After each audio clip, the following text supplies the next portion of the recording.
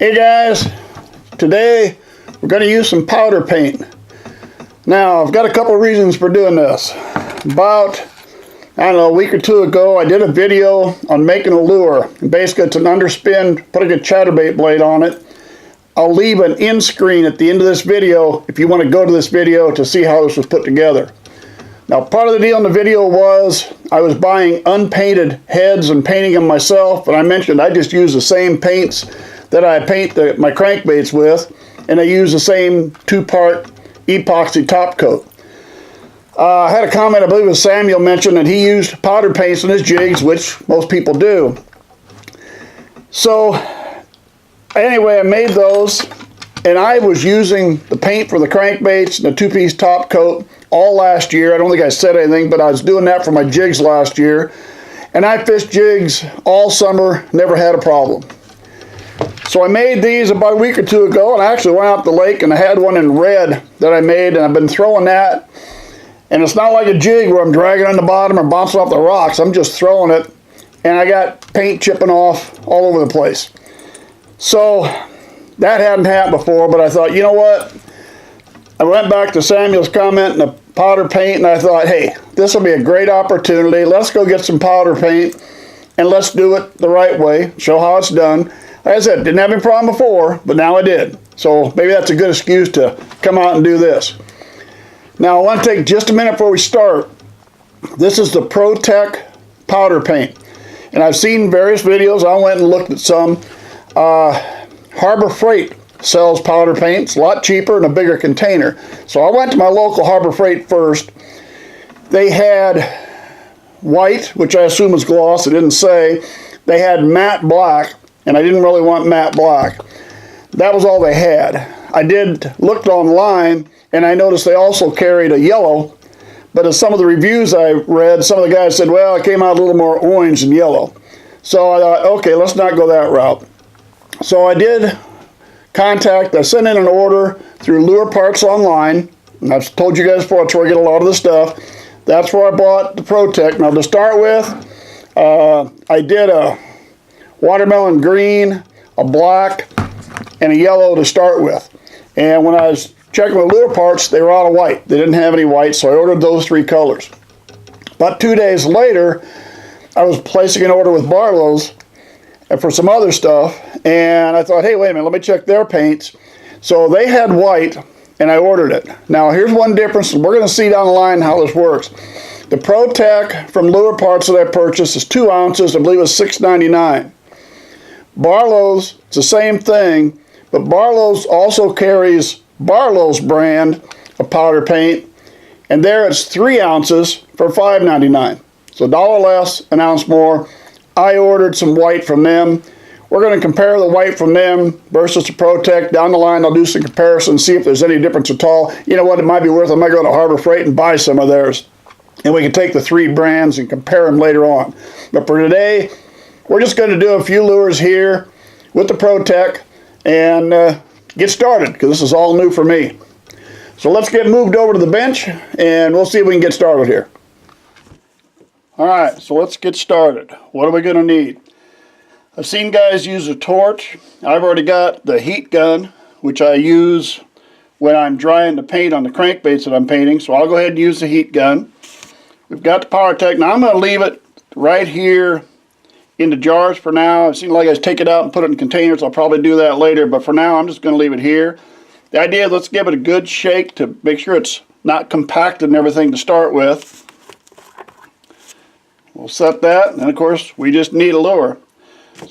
We're going to use a pair of needle nose to kind of keep her grip on it, because she's going to get hot. Now I'm going to try to talk over the sound of this. We're going to see how loud it is. I won't know. I'm going to put it on high. I've tried this on low. It's just not quite hot enough. So we're going to put it on high, and basically we're just going to hold over.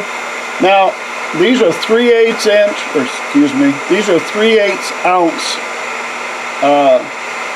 lead heads on this, so it's going to take a little more. You might take 10-15 seconds. You kind of test them and try them yourself and see what happens. I have seen, don't get them too hot. You don't want to get too carried away.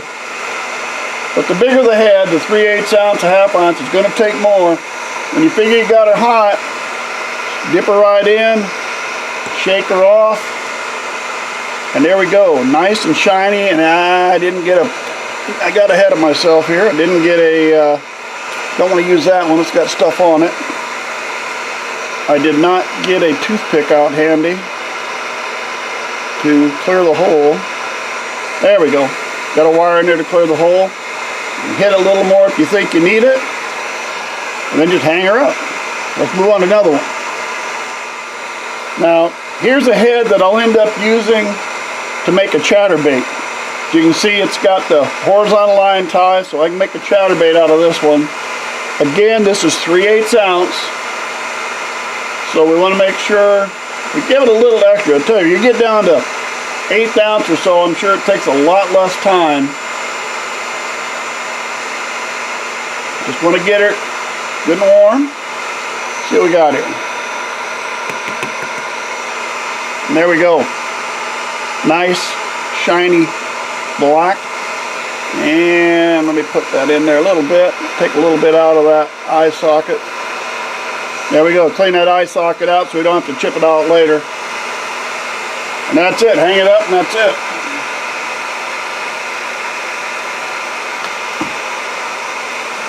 Alright, now let's try some weed guard. Now we got to be real careful. And I've done one before. Here's one. You can see the weed guard kind of splayed out a little bit from the heat. And hey, if anybody does these with weed guard and it's got an idea for me to keep that down, I don't know, maybe you can wrap something around that. I don't know. That's a possibility. But we're going to try it here. And all I'm doing is when I've done it, I've kept it close to the edge. I've just kept it real close so I do not, whoops, I already got a little heat there.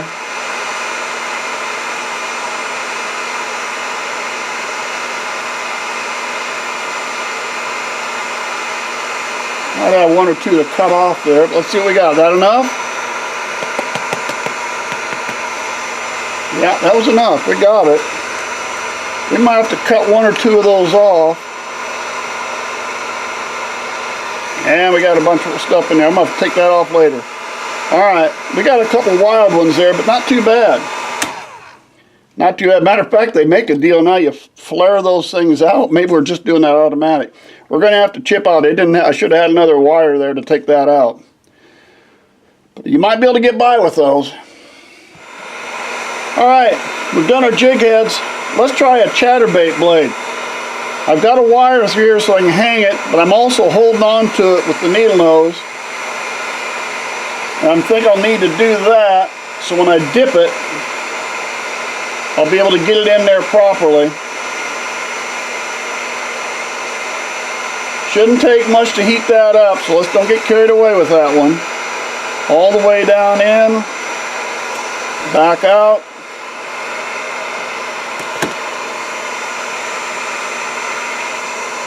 And there we go, we got her black. Now we'll see how that works out later on, but we have been able to color it anyway. I would assume the same thing would probably work. We mentioned willow blades. I was painting willow blades for that lure. You should be able to go ahead and do a willow blade or spoons or anything the same way. And like I said, the Protec, we did the black here today.